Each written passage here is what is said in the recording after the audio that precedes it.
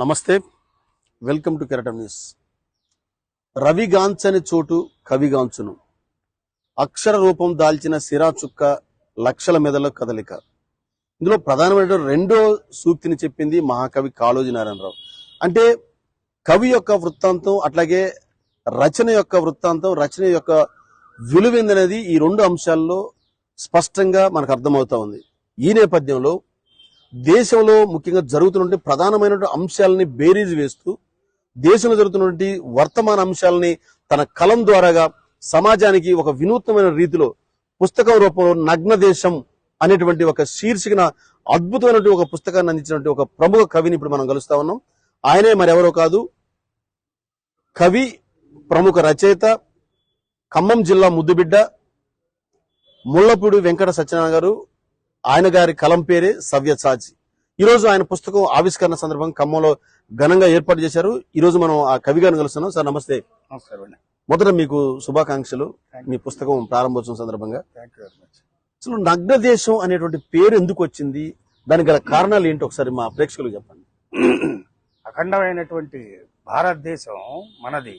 మన భారతదేశాన్ని మనం చాలా గర్వంగా మన దేశం అని చెప్పుకుంటాం.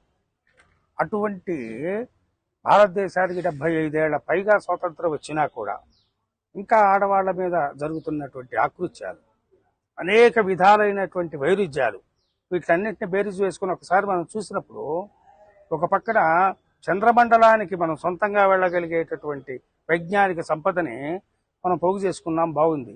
కానీ అదే సమయంలో మణిపూర్ అల్లర్లలో ఒక ఆడపిల్లని నగ్నంగా నడి బజార్లో ఊరేగించినప్పుడు చంద్రయానం శిఖర ప్రయాణమే, కానీ నా చెల్లెలి నగ్నదేహం అవమానం కాదా? ఆ అవమానమైనటువంటి ఆ భారాన్ని భరతమాత మాత్రం ఎలా మోస్తుంది? ప్రపంచం కదిలించిన ఘటనది, ప్రపంచాన్ని కదిలించిన ఘటన, నన్ను కదిలించిన ఘటన.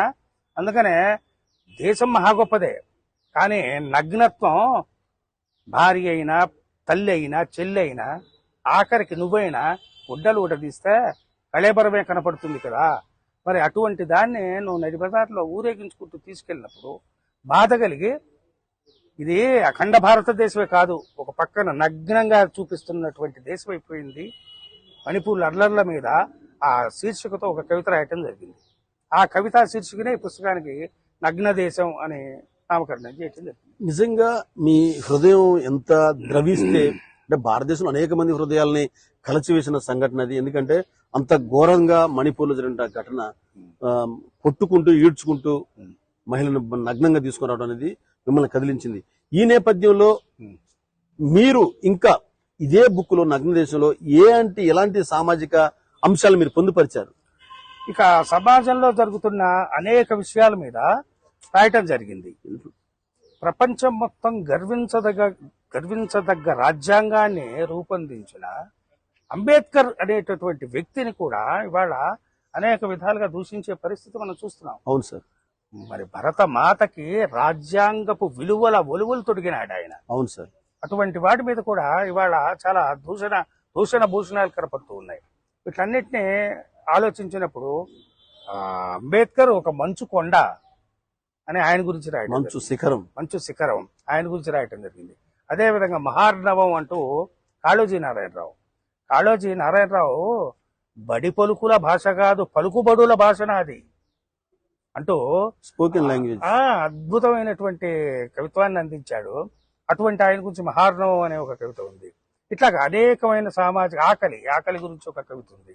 ఇట్లా అనేక విషయాల, సామాజిక విషయాల మీద పొందుపరిచి 53 కవితలతో ఈ నగ్న దేశం అనేటటువంటిది ఏర్పాటు చేయటం అయింది. ఇది ఇవాళ రిలీజ్ అవుతోంది. ఇది మొత్తం కూడా ఈ బొమ్మ చూస్తేనే తెలిసిపోతుంటుంది అనమాట.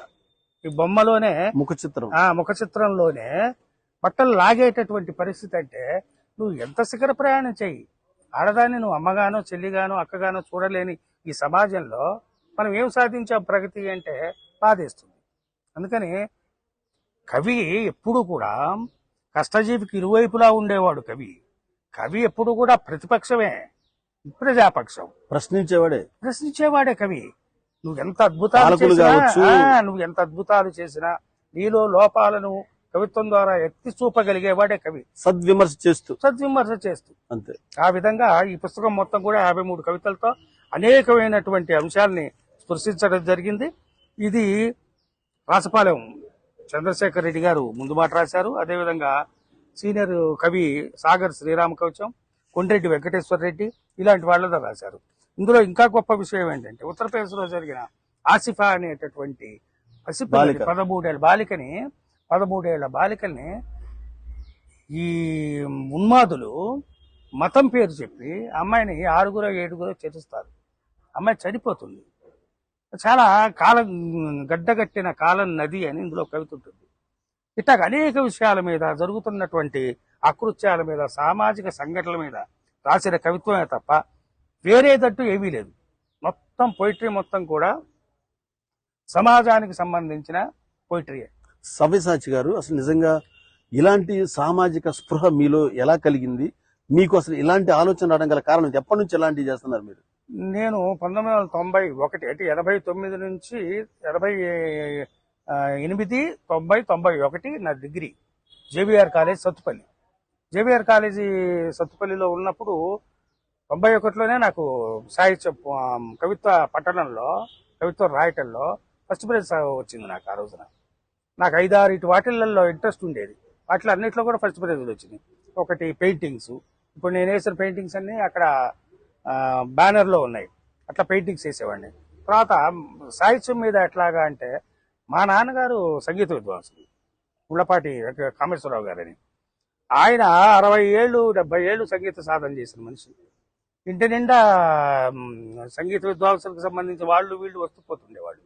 ఇవి కాక మా నాన్నగారికి బాగా చదువరి శ్రీశ్రీ మహాప్రస్థానం కానీ, అవత్స స్వామి వజ్రాయుధం కానీ, ఖడ్గ సృష్టి కానీ, ఈ అనేకమైన శేషేంద్ర పుస్తకాలు కానీ ఇవన్నీ ఇంటి నిండా ఉండేవి. ఈ ఏంటివి చదువుతున్నాయంటే అప్పుడు మా చిన్నప్పుడే, ఎప్పుడు at the age of 15 years ఆ ప్రాంతంలోనే ఈ పుస్తకాలు ఏంటని తిరిగేస్తూ ఉండేవాడు. గోర్కి అమ్మ లాంటి నవలు ఉండేది ఆ రోజుల్లోనే. మా ఇంటి నిండా పుస్తకాలు ఉండేవి. ఇంట్లో తండ్రి సంగీత విద్వాంసుడు, బాగా చదివేటటువంటి వ్యక్తి. దాంతో అక్కడి నుంచి సాహిత్యం మీద ఇంట్రెస్ట్, ఆ విధంగా పుస్తక ప్రియుడిగా మారా. పర్టికులర్లీ శ్రీశ్రీ కవిత్వం, శబ్ద కవిత్వం చదివిన తర్వాత భూతాన్ని, యజ్ఞోపవీతాన్ని, వైప్లవ్య గీతాన్ని, నేను స్మరిస్తే పద్యం, అరిస్తే వాద్యం, అనరవేదిక మీద అసర నైవేద్యం అంటాడు. ఇవాళ మహాకవి శ్రీశ్రీ 42వ వర్ధంతి కార్యక్రమం. ఇవాళ ఆయనకి నివాళులు అర్పించుకుంటూ ఇది ఆయన గుర్తుగా ఇది చదవటం జరిగింది. సవ్యసాచి గారు, నిజంగా చాలా సమాజానికి మీ కలం ద్వారాగా నిజంగా అభిషేకం చేస్తున్నారు సమాజానికి మీరు, నిజంగా అక్షరాలతోటి. ఇంత మంచి ఒక పవిత్రమైన కార్యం అనేది చాలా విలకట్టలేంది, విలువైంది. ఇది ఇంత మంచి కావ్యాలు అందించిన మీకు ప్రభుత్వం నుంచి కానీ, ప్రైవేట్ రంగాల నుంచి కానీ ఏమైనా గౌరవ పురస్కారాలు ఏమైనా తగ్గాయి ఇప్పటివరకు? నాకు అనేక సన్మానాలు జరిగినాయి. అనేక సార్లు సభలలో, కార్యక్రమాల్లో పాల్గొన్నాను. పర్టికులర్లీ ఈ మధ్య కాలంలో ఒక 2-3 నెలల క్రితం గిడుగు రామ్మూర్తి పంతులు గారి నేషనల్ అవార్డు ఫర్ ట్రాన్స్లేషన్, నేను ట్రాన్స్లేషన్స్ కూడా చేస్తుంటాను, అనుసృజన అంటాం. ఆ అనుసృజన చాలా తక్కువ మంది ఉంటారు తెలుగు నుంచి ఇంగ్లీష్లోకి ట్రాన్స్లేట్ చేయటం. అనుసృజన అది కవిత్వాన్ని, ఏదో పుస్తకాన్ని ట్రాన్స్లేట్ చేయడం కొద్దిగా తెలుగులో ఉన్నదా ఇంగ్లీష్లో మార్చొచ్చు, కానీ కవిత్వాన్ని ట్రాన్స్లేట్ చేయటం అంటే దాన్ని అసిధారావ్రతం అంటారు, కత్తి మీద సాము అంటారు. ఎందుకంటే కవి వాడి భావం ఏంటో చూసుకొని దాన్ని ట్రాన్స్లేషన్ కూడా ఇంగ్లీష్లో కూడా అంత గ్లామర్గా వస్తేనే దానికి విలువ ఉంటుంది. ఈ మధ్య కాలంలో నేను అన్నవరం దేవేందర్, కరీంనగర్ తెలంగాణ కవి అన్నవరం దేవేందర్ రాసిన బొరిగొలుసులు అనే దాన్ని గ్రెయిన్ చైన్స్ పేరిట నేను ట్రాన్స్లేట్ చేశాను. 42 కవితలు ఇంగ్లీష్లోకి. చాలా మంచి పుస్తకం. దానికి చాలా గొప్ప అప్లాజ్ వచ్చింది, రెస్పాన్స్ వచ్చింది. దానికి సంబంధించి నాకు గిడుగు రామ్మూర్తి పంతులు నేషనల్ అవార్డు ఫర్ ట్రాన్స్లేషన్ అది ఇచ్చారు. మీ ప్రవృత్తి కవిత రచన, సమాజాన్ని చైతన్యపరచడం. అసలు మీ వృత్తి ఏంటి, మీరు ఏం చేస్తారు? నేను బ్యాంకులో మేనేజర్గా పనిచేస్తున్నాను. గత 35 ఏళ్ల నుంచి కోఆపరేటివ్ బ్యాంక్స్ లోనే పనిచేశాను. ఇంతకు ముందు భద్రాద్రి కోఆపరేటివ్ బ్యాంక్ లో 98 నుంచి 2008 వరకు అసిస్టెంట్ మేనేజరు, తర్వాత ఇన్ఛార్జ్ మేనేజరు, ఇట్లా రకరకాల వాటిల్లో చేసి నేను మళ్ళా పిల్లల చదువు నిమిత్తం హైదరాబాద్ వెళ్ళిపోయాను. తర్వాత మొన్న 2018లో మళ్ళా తిరిగి వచ్చి ఇప్పుడు భద్రాద్రి బ్యాంకులోనే హెడ్ ఆఫీస్లో ఉన్నాను. 23 బ్రాంచుల మీద RMD, head of the RMD అంటారు. ఆర్ఎం డిపార్ట్మెంట్ అంటే రికవరీ మేనేజ్మెంట్ డిపార్ట్మెంట్. 23 బ్రాంచులకి హెడ్గా ఉన్నాను ప్రస్తుతానికి.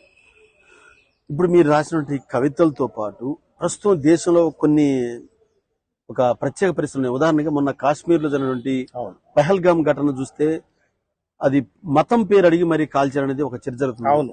దీంతో పాటు అసలు దేశంలో ఉన్నటువంటి కొన్ని ప్రత్యేక పరిస్థితుల దృష్ట్యా ఒక కవిగా మీ హృదయం ఎలా స్పందిస్తుంది? ప్రతి విషయాన్ని చూసినప్పుడు కవిలో ఇద్దరు ఉంటారు.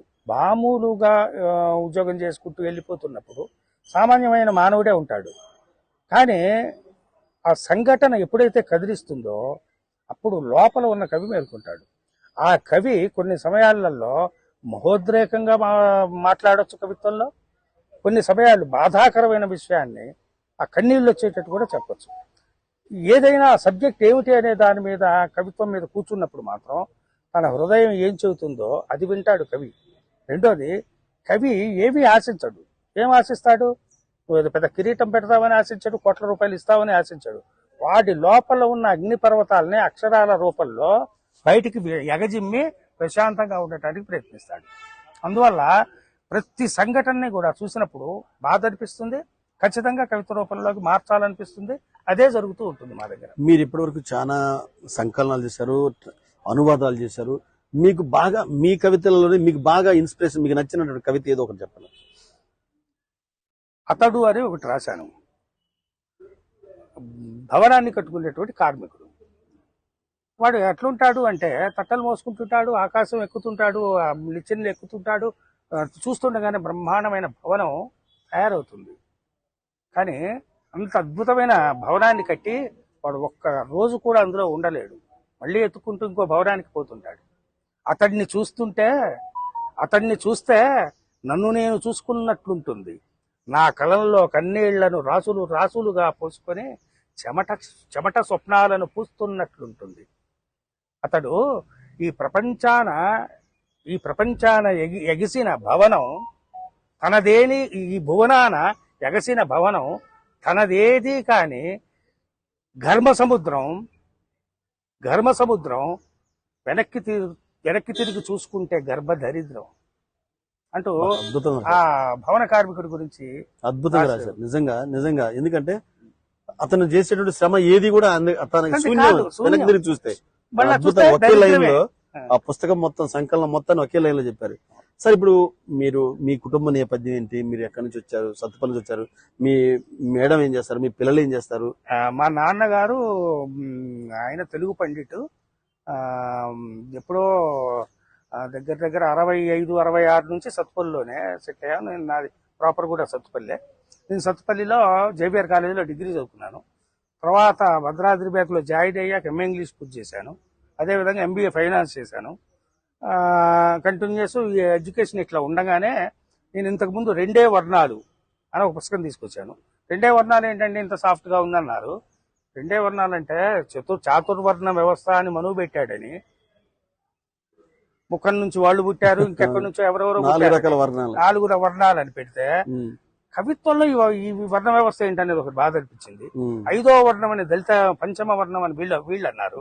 పంచవర్ణం మీరైతే 6వ వర్ణం మేమని ముస్లింస్ అన్నారు. అస్సలు కవిత్వానికి మనిషి బాధకి ఏంటి వర్ణాలు అనే 2 వర్ణాలు. ఒకటి దోపిడీ చేసే వర్ణం, దోపిడీకి గురయ్యే వర్ణం తప్ప నువ్వు అది పంచమ జాతిలో తీసుకో, లేకపోతే ఇంకోటి తీసుకో. ఎందులో చూసినా కొట్టుకు చచ్చేవాళ్ళు ఎవరంటే దోపిడీ చేసేవాడు వాడు ఉంటాడు, దోపిడీ గురిగా పడేవాడు వాడు ఉంటాడు. వీళ్ళిద్దరికంటే ఏ వర్ణాలు ఉన్నాయి? ఆకాశవెత్తు అపార్ట్మెంట్లు ఒకవైపు, అన్నపు రాసులు ఒకవైపు, ఆకలి కేకలి ఇంకోవైపు అంటాడు కాళ్ళోచి. ఆ అన్నపు రాసులన్నీ ఒకవైపు ఉంటాయి, తినడానికి తిండి లేక ఇక్కడ పక్కనే. అందువల్ల 2 వర్ణాలు ఈ విశ్వంలో ఉన్నవి అనే ఉద్దేశంతో పుస్తకానికి 2 వర్ణాలని అది రాశాను. దానికి చాలా మంచి పోయిటరీ వచ్చింది, చాలా మంది మెచ్చుకున్నారు.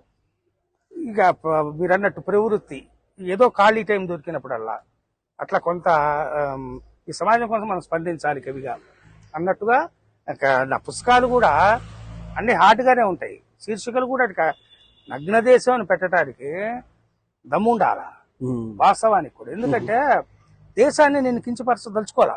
దేశంలో జరుగుతున్న దేశం అంటే నాకు దేశభక్తి, ఘటనని నాకున్న దేశభక్తి ఎవరికి లేదంట. కాకపోతే బాధ ఎక్కడ వేస్తుందంటే, ఇటువంటి దేశంలో ఓ పక్కన అద్భుతంగా ఆయన చంద్రయానం ప్రయాణిస్తుంటే ఎంత ఆనందంగా ఉంది అనుకుంటుంటే, ఇటు పక్కన చెల్లెలు నగ్నదేహం రోడ్డు మీద తిరుగుతుంటే దేన్ని నేను చూడాలి? 33% రిజర్వేషన్ అని చట్టసభలో ఒక పక్క. కాబట్టి మతాన్ని బేస్ చేసుకొని, మతాన్ని ఆలంబనగా చేసుకొని ఏ కార్యక్రమం చేసినా అది తప్పు అని చెప్పడానికే ఈ పుస్తకం. శ్రీశ్రీ గారి ప్రేమికుడిగా, ఒక కవిగా మీరు నిజంగా ఆయన కార్యక్రమం రోజు మీరు పుస్తకం చేయడం చాలా ఆనందంగా ఉంది. మీరు ముందు ముందు ఇంకా మరింతగా సమాజ హితాన్ని కోరుతూ మరిన్ని కథనాలని, సంకలనాలని, అనువాదాలను తీసుకురావాలని కోరుకుంటూ వీడియో జర్నలిస్ట్ ఈశ్వర్తో వనం నాగయ్య, కెరటం న్యూస్, ఖమ్మం.